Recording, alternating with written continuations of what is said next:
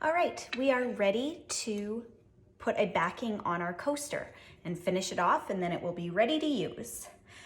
First off, you can get these little feet kind of things in the furniture feet section of a hardware store.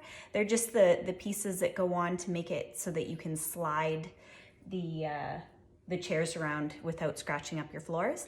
So you can put those just in the four corners, and you can get smaller ones, you can get rubberized ones, whatever.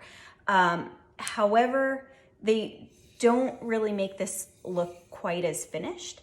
So I'm gonna use a piece of actual felt, and this is an adhesive felt, but you can use whichever felt and then use E6000 or hot glue or whatever you want to adhere it.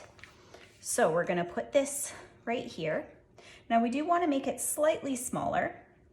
For this, I'm just gonna eyeball it so you can see that there's a little gap there and a little gap there.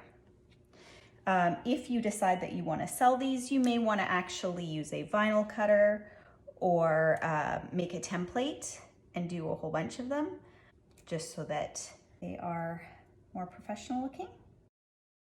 All right, there you go. And we're gonna take the backing off. Again, if you're doing this professionally, you may not wanna eyeball it.